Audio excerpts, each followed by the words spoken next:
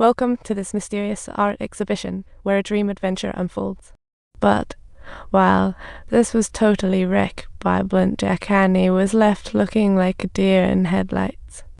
It wasn't until the future boss stormed off in a huff that she snapped back to reality, because clearly her fate is to have an ongoing love-hate relationship with art.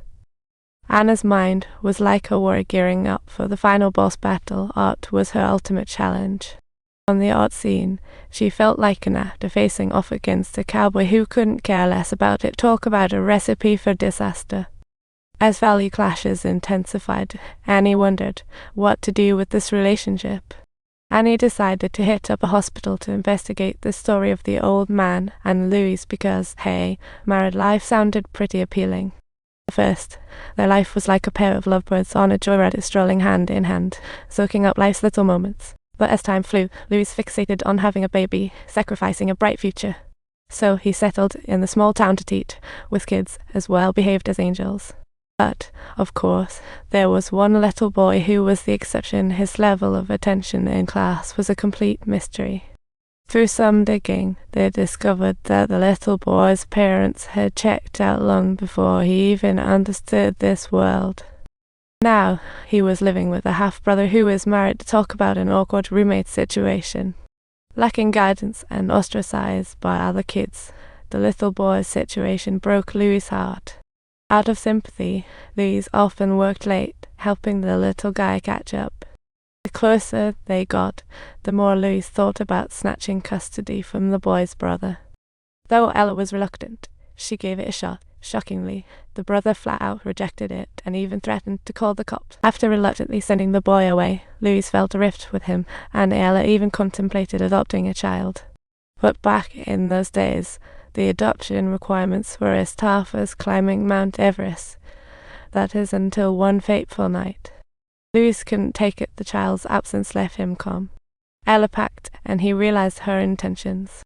"My very first daughter, you chose me, but I love you so deeply. How could my love for you possibly surpass your own love for yourself? My heart is filled with love for you. You should leave, yet my love for you runs deep. All I want is for you to be happy, even if those happy times no longer include me." This talk finally opened Louis' eyes to who truly loved him in this world, and after a few days of cool thought, he returned to that little house, and this whole situation only made them treasure each other more. These two journeyed together into old age, realizing their dream. Leaving the hospital, Annie frowned. The old man's story had Annie reflecting on her relationship with Jack. Just before leaving, she hesitated on whether to reach out to him. Just then, her phone rang. It was Louis. "Hey, Louis, there's an emergency." "Sweetheart, what brings you here? Did you get hurt too quickly? You should be in New York." "No, I should be here." "Oh my, are you okay?" "I'm just fine. As long as you're alive, that's what matters." "What?" Turns out, Jack was just trying to ease Anna's worries.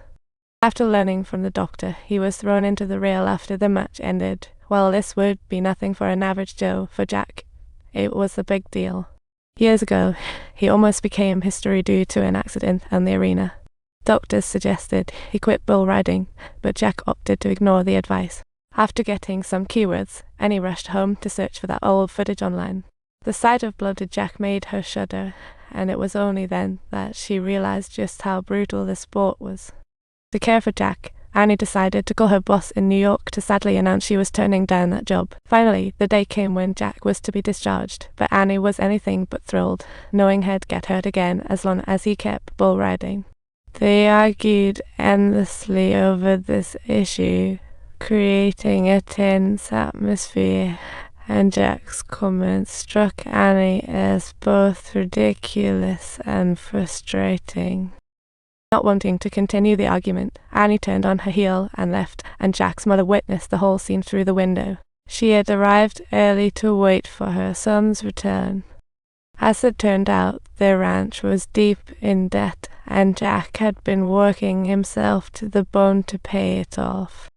To spare his mother from worrying about losing the roof over their heads, Jack had to fight tooth and nail. Jack's mother was worried Annie would be an owl in Jack's later life. so she gave him some advice. 3 weeks had passed in the blink of an eye with no further contact between them, and their separation appeared definitive until, surprisingly, a phone call turned everything around. The old man they had saved previously passed away, and before he did, he instructed the lawyer about 3 things. He wanted his paintings auctioned locally, and Annie, often by his side, had to attend. At this moment, her heart was in tatters, and she didn't think to ask about the other instruction. Once ready, she headed to the auction. Seeing familiar artworks, Annie suddenly realized Ella had another identity. This was a figure always making headlines in the newspapers, yet due to their mystery, media had never laid eyes on him. After a brief shock, she tuned back into the presenter. Just before the auction began, a piece titled Portrait of Louise was brought to the stage. The crowd fell silent at once, clearly unwilling to bid on this piece that had never before appeared in the paper.